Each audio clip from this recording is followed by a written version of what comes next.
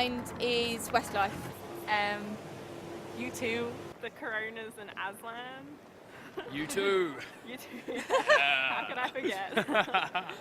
The script, you love the script. Oh yeah, can't see the script, but there, you know, the script. Everyone knows them, Lucas. Two Door Cinema Club. I like those two, yeah, Coronas. I don't listen too much. Like Tin Lizzy, U2, the script and the Coronas and all those kind of people. Westlife. U2, there you go. Irish bands or singers. The Script. U2. To be honest, I wouldn't really know. None else came on the radio or something where it was, I don't know, not really. Can't even think now.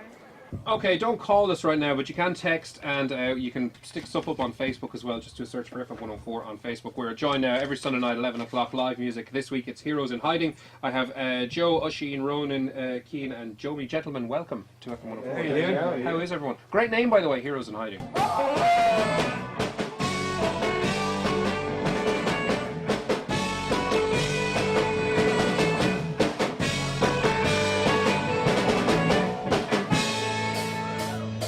Around 4 or 5 years ago when we all went to school together, so we just started jamming away in Keane's bedroom, and ever since then we've just been plugging away at this sort of scene in Ireland, I suppose. And we started taking it seriously about a year ago. We released our first EP called Lies in Whelan's, and that was great. Like, we got a load of exposure and a load of gigs just started flowing in, and since then we've just been gigging away.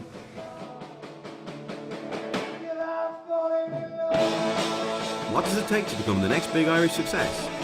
With hundreds of bands looking for recognition, it seems the days of sex, drugs and rock and roll have disappeared. In its place is sales, record labels and self-promotion. From band rehearsal to live on stage, this is where our journey begins. When I was younger, it was impossible for bands, but all the bands coming up now, they have Facebook and blogs and all kinds of stuff, and I just find that band it's very easy for bands to get exposure these days, and all the bands that are playing tonight, I think most of them are going to be going like 2 years, 3 years. I know some of them are going a bit longer, but I know Kid Karate, one of the bands we're playing tonight, are only going a year, and these guys were selected to play Electric Picnic last year and things like that. So some of the bands, there's exposure out there for bands if you promote yourself.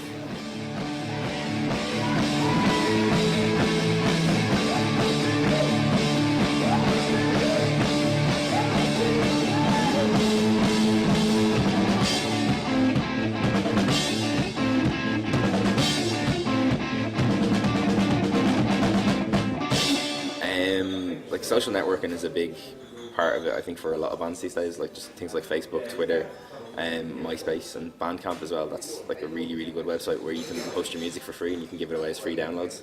And there's not a lot of clutter, it's just literally your music, the band name and like your shows that you're going to play.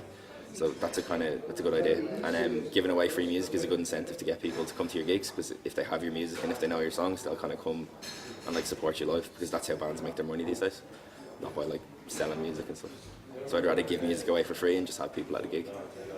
Promoting ourselves is just a lot of it is Facebook nowadays. It's you can have posters and stuff out, and you can have promoters doing stuff for you, gig listings, or if there's a big gig going on, you can always try and get a promotion on the radio. What's the story with gigs coming up? Any immediate gigs? We're going to Cork on the 31st of March. We're doing a headline show down there in the Crane Lane, just to kind of get out of Dublin, get our music around the country. Yeah.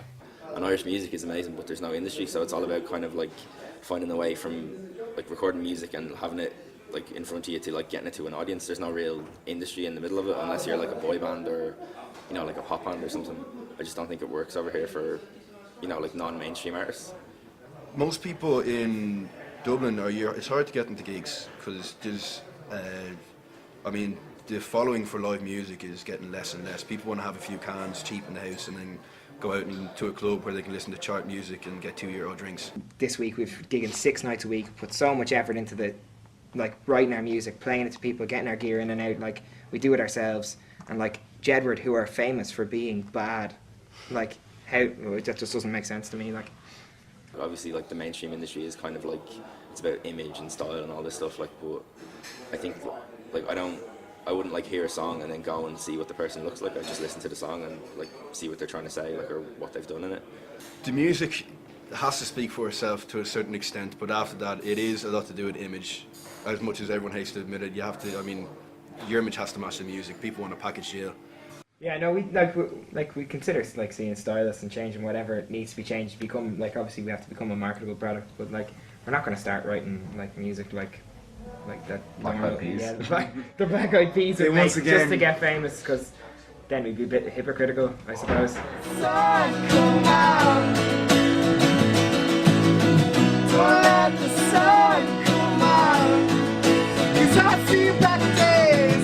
Are you living in a bubble? Are you living in a bubble? Are you living in a bubble? Are you living in a bubble? Don't let the stars come out. Don't let the stars come out. Don't let the stars come out. 'Cause I see better days. My name is Derek Wilty, I work for Spin 1038 and I'm in a band called Fox Avenue. We get the same treatment as every other band in radio station playlist meetings. If the song is good, they're going to play it. Like, they're not going to do me a favour. What do they owe me? If the song, they're not going to put a crap song on the radio every time someone hears it, they turn it off. I don't think anyone's giving anyone a hard time. It's just there's a pop culture that the radios It's have just, to play to. Like. yeah, they get like, it's not the radio DJs or anything. I think they're given a list of things they have to play. Yeah, definitely. From like all like Lady Gaga and all that stuff, like all the American hits. Yeah. People are fixed on getting to the national radio stations, or even like Phantom, but like Phantom is what, 8% of the listenership in Dublin. It's kind of, there's a big hype over and not a big deal. You know, there's a rule that Irish bands or Irish music, 33% I think, or 30% of content on music radio has to be Irish. And there are loopholes in that. If you play the Saturdays because Una Healy is Irish, that's Irish content.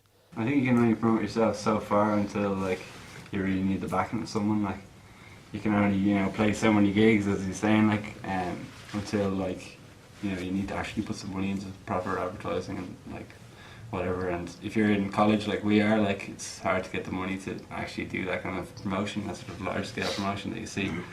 But yeah, that's life, isn't it? Turns inside out when my light goes out. Just a vacant stare as I look nowhere.